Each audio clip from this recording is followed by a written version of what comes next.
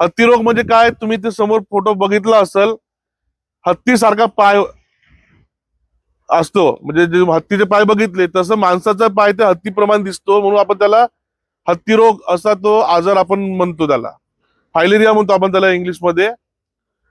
तो हा आजार हे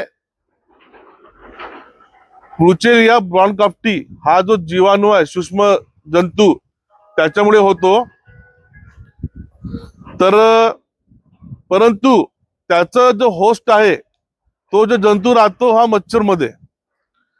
मच्छर आहे क्युलेक्स नावाचा जो मॉस्किटो असतो मच्छर, त्याची फिमेल मादा, म्हणजे मादा क्युलेक्सच्या मॉस्किटो मध्ये हा सूक्ष्म जंतू आढळतो, आणि तो जर माणसाला चावला तर तो जंतू माणसाच्या रक्तात मिसळून हत्तीरोग हा आजार होतो.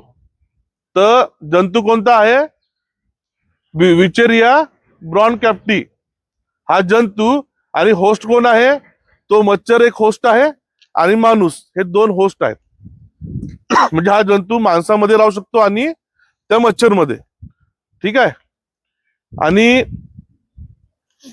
तो जो जंतूचं कसं आहे, एक जंतू दर प्रति दिवस 50,000 सूक्ष्म जंतू निर्माण करतात जेव्हा नर मादा मिलन होतात तेव्हा. म्हणजे विचार करा की 50,000 रोज ते जंतू पैदा करतात, म्हणजे आपल्या बॉडीमध्ये जर झालं तर किती प्रमाण वाढल विचार करा. तर हत्ती रोग हा आजार पूर्णपणे बरा होणारा आजार, म्हणजे त्याच्यावर उपचार नाही. लक्षात ठेवा, सगळ्यात महत्वाची गोष्ट, हत्ती रोगावर पूर्णपणे उपचार नाही आहे. म्हणून आपलं मेन उद्देश काय आहे, संक्षिप्त क्रियायोगे निदान परिवर्जनम, म्हणजे रोग होऊ नये, हा आपला मेन उद्देश असायला पाहिजे. तर हत्तीरोग ज्यामुळे होते, एकतर मच्छर आणि तो जंतू.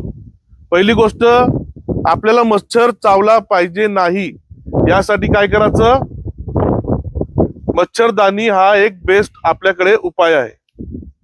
आपण कॉईल लावतो, आपण स्प्रे मारतो, आपण ते लिक्विड लावतो, पण या गोष्टी सुद्धा आपल्या शरीरासाठी हानिकारक आहे.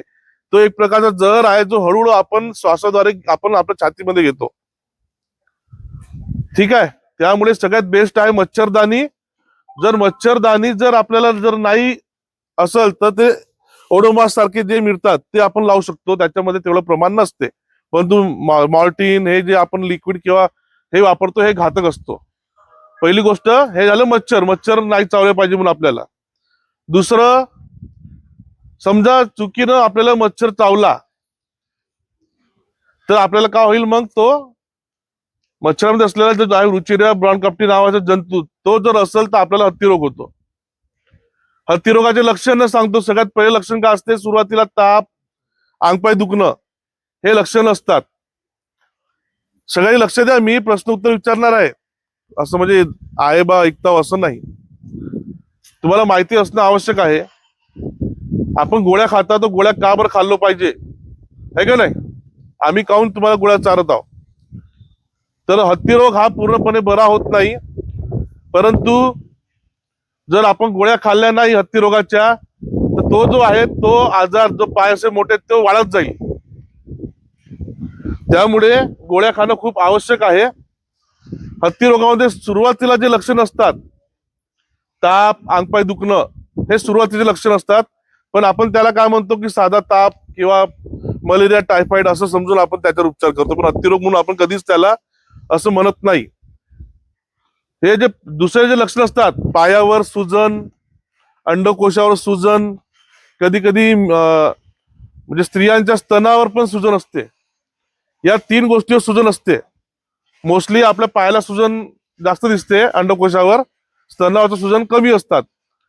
परंतु हे सुजन जेव्हा लक्षण दिसतात तेव्हा समजून जायचं की 7-8 महिन्यापासून तो जंतू आपल्या शरीरामध्ये आहे. म्हणजे ही लक्षणे 6 ते 8 महिन्यानंतर आपल्याला जाणवते.